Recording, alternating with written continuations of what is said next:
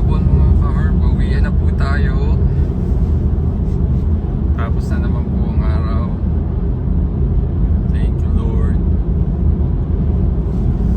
So yung nakaraan ko pong video, nag-comment si Kuya Manoy about sa stock market po. Kung dito po sa Canada, pwede ko pong i-share yung stock portfolio ko. Maliit lang po yun. At ano lang siya, para po siyang ginagawa ko nga lang siyang yung parang savings account.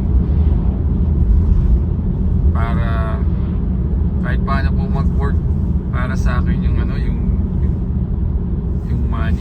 money works for you even you're sleeping.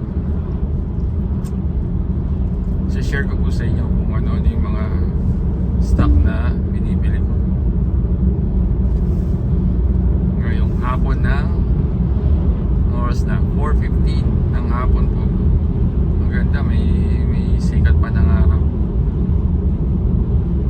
Magandang umaga at magandang hapon sa inyo pong lahat. 2 years ago, I have only $74 in my bank account, but today I have $25. I know you thought this is going to be motivational video, but no, I'm still broke motherfucker. So bago ko po i-share yung aking stock portfolio, so bali sasabihin ko na lang po kasi hindi tayo makakapag tatry po natin kung may clip o picture man lang ako may share sa inyo. Pero po kung nasa Canada kayo, malamang po familiar po kayo sa mga companies na babanggitin ko, So bago ko po i-share, sabihin ko po na sa inyo po, ang stock market po ay isang asset na parang bumibili ka ng part ng po, maliit na parte ng company. Halimbawa lang po dito na lang sa Canada siguro, let's say Air Canada. So Air Canada, maraming shareholders. Ngayon, para masuportahan ng Air Canada yung mga pangangailangan nila sa maintenance, sa pagbili ng bagong eroplano, para mag-continue yung business nila, pinapasok nila yan sa stock market, sa TSX, sa Toronto Stock Exchange dito sa Canada, para maglikom po ng funds. At yun nga po yung stock market, meaning ino-open nila mga ilang stocks po ang i-open nila sa public para sa certain price na usually po ay abot kaya naman ng mga stock market investor po. Kahit sino po pwede bumili, basta sa Canada po kailangan mag-apply ka sa bangko at para registered po yung stock market. So ang ginagamit ko po BMO nung una, meron siyang stock market platform, pero magastos po doon $9.95 per transaction, buy at saka sell. $9.95 po babayad. So mahal po nung una, doon po ako nagtsatsaga. Kahit mahal, kada transaction $10 po na nababawas. Sige, bumibili pa rin tayo. Parang kanina dito may sunog may nahuli. Nahuli ano nangyari to? Balik po tayo sa ating topic ngayon, stock market. So yun, ngayon po na discover ko yung Wealthsimple. isa rin siya pong stock market application. Meron siyang app na madadownload mo sa App Store at saka sa Android. At pwede kang mag-apply online. Basta fill-upan mo lang po yung yung form nila. Ilalagay ko yung link sa description below. Pagka po nag-register po kayo gamit yung link na shinare ko, makaka-receive po kayo ng $25. Pag nag-deposit po kayo, I guess pag nag-deposit or pag nag-open ng account, makaka-receive kayo ng $25 na pwede nyong gamitin pambili ng stock. At the same time, makaka-receive din po ng $25. So, nag-open po ako doon, nag-try ako sa Wealthsimple. Actually, marami pong mga stock market platform tulad ng Testery. Pero sa ngayon po, dito muna ako sa Wealthsimple kasi okay naman siya so far. Simple lang naman yung transaction. Kaya hindi po na kailangan ng ito pang platform. At saka small time lang naman tayo eh. Kumbaga parang ginagawa lang nating savings account yung yung Wealthsimple. Yung nga sabi ko, I'm not a fan ng pagsisave sa bangko dahil sa inflation. Hindi naman sila nagbibigay ng magandang interest sa sinisave mo, nilalagak mo sa bangko. So, ginagamit ko lang siya pang payroll. Pero yung mga konting halimbawa pa $50, $100 natin, nilalagay ko sa stock market ko every month. Yun yung parang tinatabi ko para magtrabahuin yung money. So sa Wealthsimple po. So nung una nung bago pa lang po, nung way back sa Singapore, In 2 kilometers, take exit 239 on the right toward QC 344 Est, QC 148. so binibili ko yung mga penny stock, meaning mga $1, ganyan. And hoping na tutubo siya. So wala pa yung dividend. Pag-usapan natin yung dividend mamaya. So wala, ang iniisip ko lang, $1, pag naging $2, lumoble yung pera ko, ganun. So which is hindi po nangyayari ganun. Kasi depende pala yan sa company, kung ano yung business nila at kung kumikita ba yung company. So nung nagbasa, Investopedia po, basahin nyo, maganda rin po yun. Tapos mga business article sa online, TMX Money, yan, nagbabasa po ako niyan dito sa Canada po. Tapos doon ko natutunan na dapat ang bibilin mo mga dividend stocks. Dividend, ibig sabihin depende po sa frequency, every month, every 3 months magbibigay po ng profit sharing yung company. So doon po ako nag-i-invest o bumibili. Yun po mga binibili ko para Now take exit 239 on the right. para kahit papaano po may dividendo po. So let's say ang dividend per stock ay $1. Let's say lang. In 300 meters, turn left onto Shaman Scotch. Pagka $1 per stock, ibig sabihin kung may 10 stock ka, $1 per stock, 10 yung stock mo, $10. Depende sa frequency. Usually po pag yung mga dividend stock, every quarter po yan. So meron ka $10 per quarter.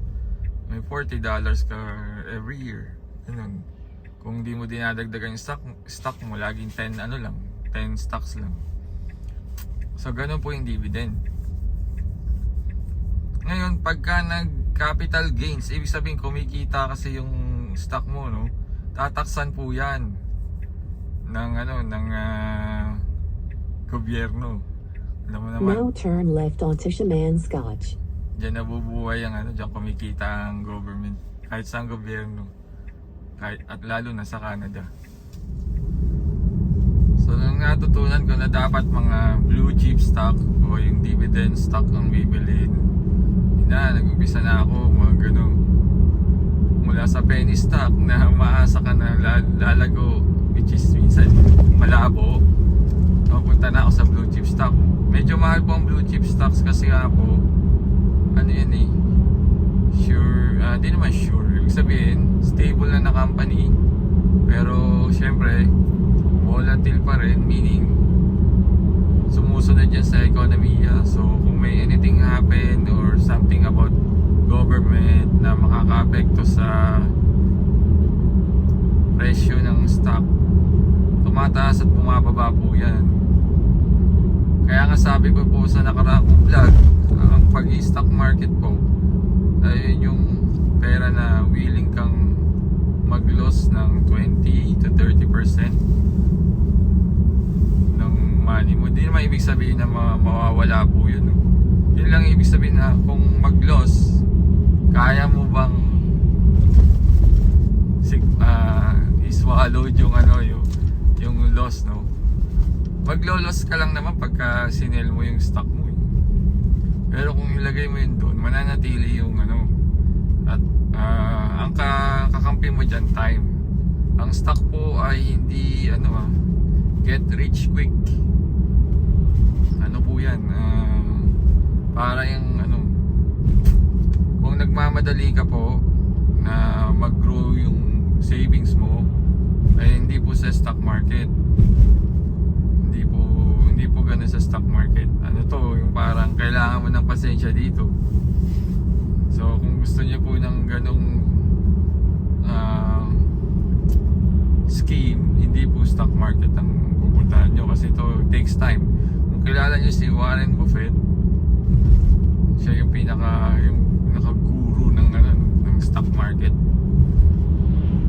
Nag-start siya, I think, ilang taon, 11 or 10 years old, bumili ng stocks ng Coca-Cola. Kaya pag nakikita mo yun, laging may Coke pagka meron silang conference. Kasi stockholder siya ng Coca-Cola eh. Wala kaya nang kinikita nun. Ngayon, pag-aari niya, Berkshire Hathaway. Berkshire Hathaway.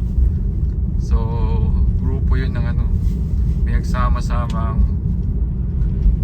holding siya ng iba't ibang stocks na binibili ng company niya.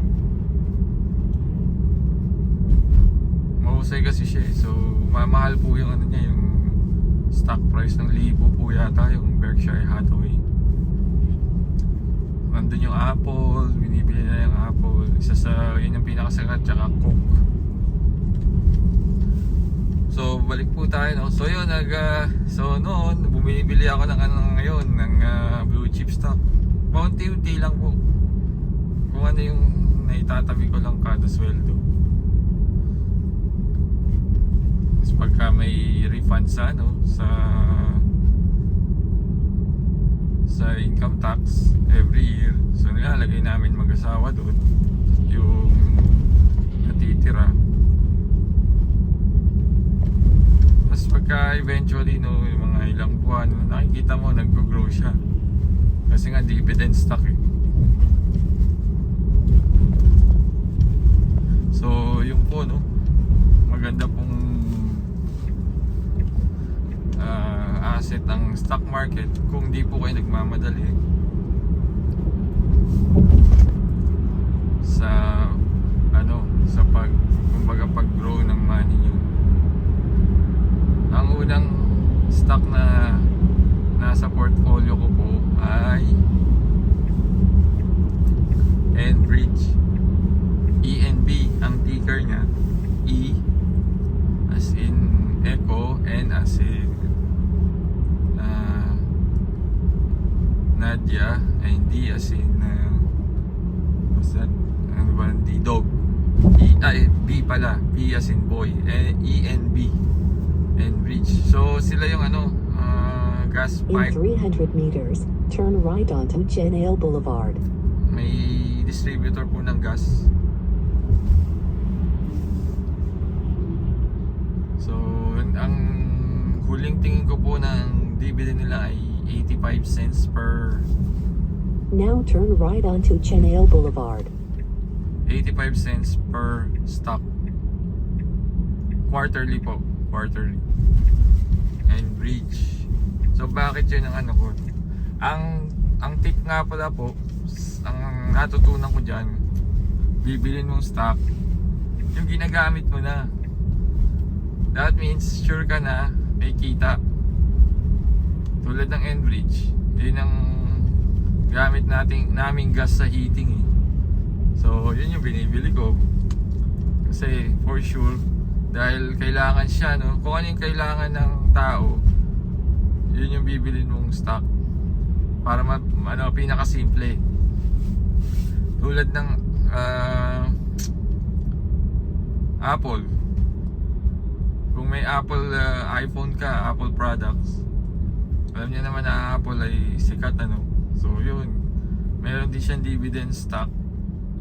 Ang problema lang po sa Apple, pag nasa Canada ka, may ano po, may exchange rate fee.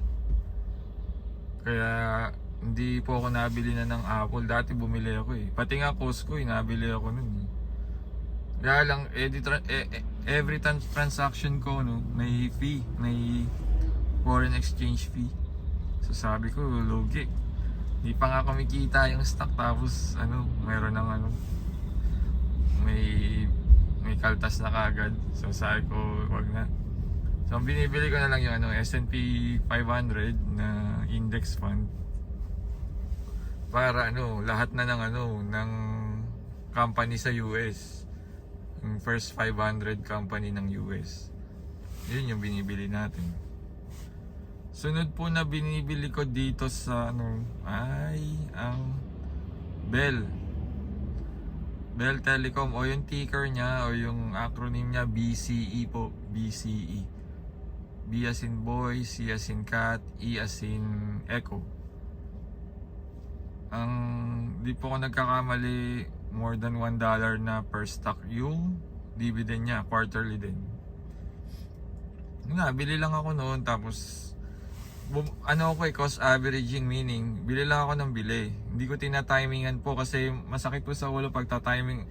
Mahirap timingan po ang stock market. So ginagawa ko, bili lang ako ng bili kung meron po akong extra, at ino-automate ko na. Sa Wealthsimple pwede pong i-automate. Planuhin nyo po yung yung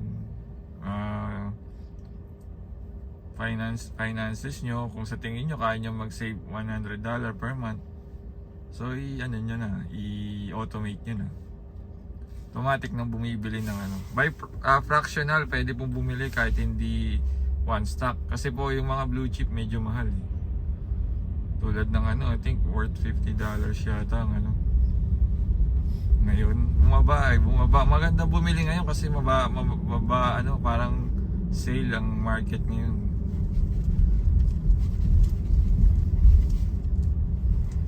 So yun po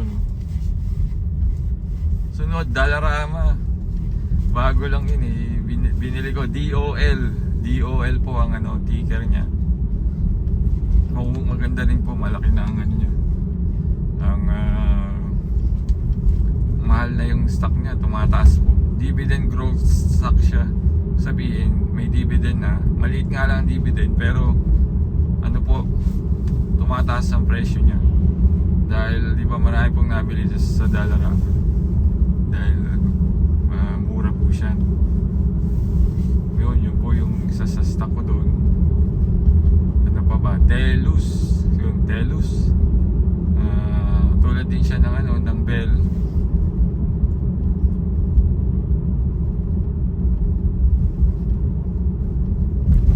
Yung binibili natin Telus. Ano pa ba?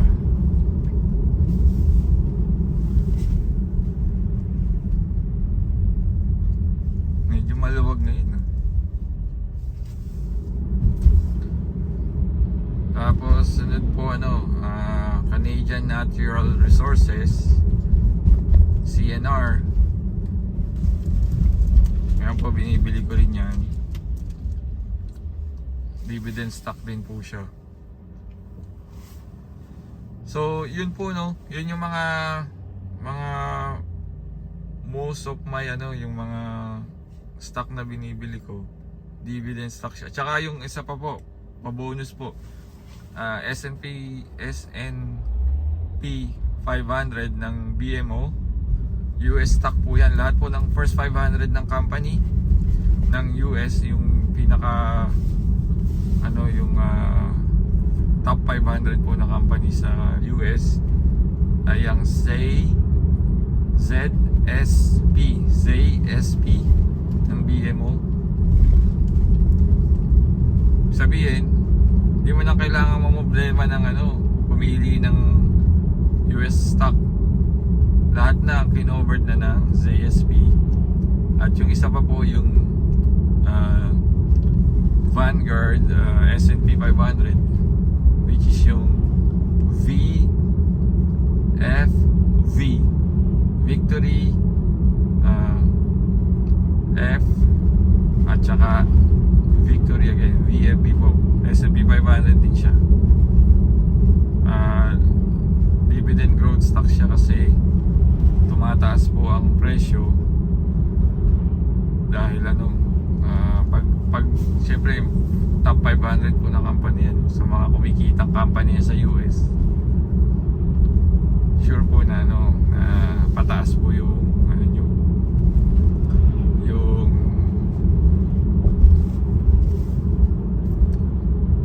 stock portfolio. Ngayon, para hindi po kayo taksan every year, ang gagawin nyo po, ilalagay nyo po sa TFSA, under TFSA. Wag po wag yung hindi under TFSA, kasi pagka direct po yan na hindi under TFSA, yearly po may tax yung tubo nyo, pati yung dividend. So punuin nyo muna po yung TFSA nyo bago kayo, pag puno na, wala na mapaglagyan, tsaka kayo lumabas doon. Pag nilabas nyo po sa TFSA, may tax na kada dividend, kada laki ng tumaas ang presyo ng isang stock ng Enbridge, laging, let's say po, hindi ko na tinitingnan kasi ngayon yung yung stock ko, dahil medyo nga po yun, medyo time consuming. Ina-automate ko na lang. Kung let's say $45, naging $50, so $5 po yung tinubo. Yung $5 na yun, kung ilang stock yung binili mo, let's say 100, so 500 ang tinubo mo ng taon na yun, tataksan ka ng gobyerno nun kung hindi siya under ng TFSA. Kaya nga TFSA po, tax-free savings account. So meaning, kahit anong gawin nyo sa under ng TFSA, kumita, hindi kayo tataksan ng government. So yun po, sana po nakatulong to. Sir Manoy, ito binigyan kita ng ng mga stocks na pwede mong maging guide. Hindi ko sinasuggest na bilhin mo yun, pero from there makikita mo kung ano yung binibili kong stock para safe po sa bago na sasabak po sa stock market. Bilhin nyo po yung S&P 500 na ZSP at saka VFP po. Basta lang po kayo, bumaba tumaas ang stock market, bili lang kayo ng bili. Yun po yung tinatawag na cost averaging. At the end po, mas panalo kayo kasi ang stock market po sa history ay pataas lagi po yan. Although siyempre sa news bumagsak ilang points, ganyan. Pero pag tinignan nyo po ang history ng stock market, ay mula pa nung 1970s or 19 after po ng World War II, po, pataas po ang mga presyo ng stock. Kaya nga si Warren Buffett ay kumita wala dyan. Dahil time po ang kakampi mo dyan eh. Kung patient kang tao, mag stock market ka. The best po dyan, yun, huwag mong bantayan. Mahirap po yung tinatawag na day trading. Pag day trading, araw-araw ka, kada open ng stock, nakabantay ka, no? Tapos titingnan mo yung marami ka pang kung cost averaging ka, automate mo na lang at sure ka na dun sa stock na binili mo, hindi mo na kailangan tingnan kasi para hindi ka ma-stress. So yun muna po, no? Maraming salamat po. Nawa po makatulong tong stock topic natin ngayon. Kung nais nyo pa po ng dagdag na informasyon, mag-comment down below lang po. I-discuss natin para po matulungan po kayo sa investing journey nyo po. Hindi ko po sinasuggest na i-follow nyo ako. Gawin nyo lang pong guide. Gumawa rin po kayo ng sarili yung research. Hindi po ibig sabihin kasi na applicable sa inyo yung sitwasyon ko ay magiging applicable po sa inyo. So do research first before sasabak dito. At ito pong stock market investing, yung pera po na hindi nyo po kailangan. Sabihin yung savings nyo na in the future hindi nyo kaagad po kakailanganin, para po hindi po maka-apekto sa sa buhay nyo. Dahil kung yan po gagamitin nyo naman pala in the near future, tapos bigla pong bumagsak ang stock market, kailangan niyang withdrawin. So mahirap po yun. So stock market nga po ay hindi get rich quick. Maraming salamat po. Magandang gabi at magandang araw po sa inyong lahat. God bless.